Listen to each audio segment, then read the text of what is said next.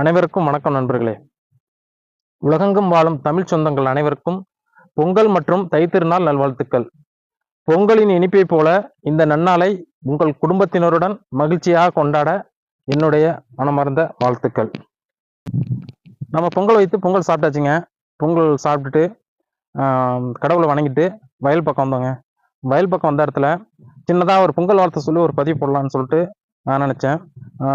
பொங்கல் வாழ்த்து பதிவு மட்டும் கிடையாது, இது உழவர்களும் உழைவருக்கும் உழவு தொழிலுக்கும் பெருமை சேர்க்கின்ற ஒரே ஒரு விஷயத்த நான் உங்களுக்கு ஷேர் பண்ணணும்னு நினச்சேன்.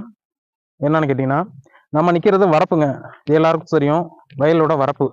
இந்த வரப்பு உயரமாக இருந்தால் தான் நம்ம நாட்டு மக்களும் நம்ம நாட்டை ஆள்கின்ற அரசனும் வேந்தனும் நல்லா இருப்பாங்க அப்படின்னு சொல்லிட்டு சொல்கிறாங்க.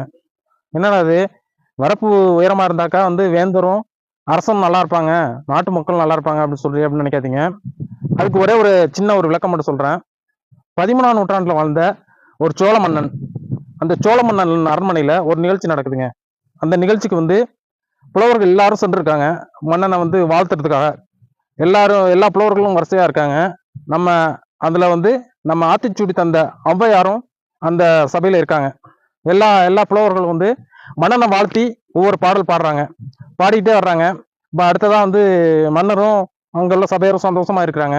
நம்ம அடுத்தது ஔவையார் என்ன பாட போறாரு மன்னனை வாழ்த்தி அப்படின்னு சொல்லிட்டு எல்லாரும் ஆவலா இருக்காங்க. அப்போ ஔவையார் சொல்றாங்க, ஒரே ஒரு வார்த்தை சொல்றாங்க, வரப்புயர அப்படின்னு சொல்றாங்க. என்னடா மன்னர்களுக்கும் பக்கத்துல சபையில இருக்கிறவங்களுக்கும் ஆச்சரியம், என்னடா வரப்புயரன்னு சொல்றாங்களே, அது என்னன்னு தெரியலையே அப்படின்னு கேளுங்கன்னு சொன்னா அரசனும் சபையரும் கேட்குறாங்க. அதுக்கு ஔவையார் விளக்கம் அளிக்கிறாரு.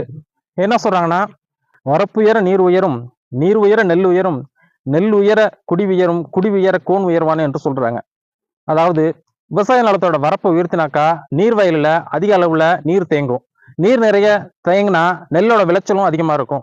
நெல் விளைச்சல் நன்றாக இருந்தாக்கா மக்களோட வாழ்க்கை மகிழ்ச்சியா இருக்கும். எங்க மக்கள் மகிழ்ச்சியா இருக்கிறாங்களோ அந்த அரசாங்கம் தான் மிகச்சிறந்த அரசாங்கமா இருக்கும். அந்த அரசை ஆளும் மன்னன் மிக உயர்ந்தவனாக போற்றப்பட்டு நற்பெயர் பெறுவான் என்று ஔவையார் சொல்லி முடிக்கிறாங்க.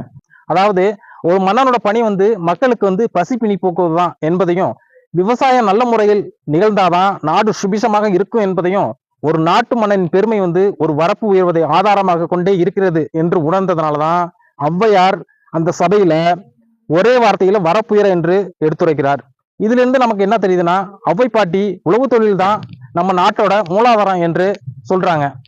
இந்த உழவு தொழிலுக்கு மூலாதாரமாக இருக்கும் நம்ம இப்ப நின்று கொண்டாடுகிற தைப்பொங்கல் தை திருநாளில் மீண்டும் உங்களுக்கு ஒரு வாழ்த்துக்களை சொல்லி விடைபெறுகிறேன். நன்றி. இந்த வீடியோ உங்களுக்கு பிடிச்சிருந்துச்சுன்னா உங்க நண்பர்களுக்கு ஷேர் பண்ணி விடுங்க. மறக்காம சப்ஸ்கிரைப் பண்ணுங்க. நன்றி, வணக்கம்.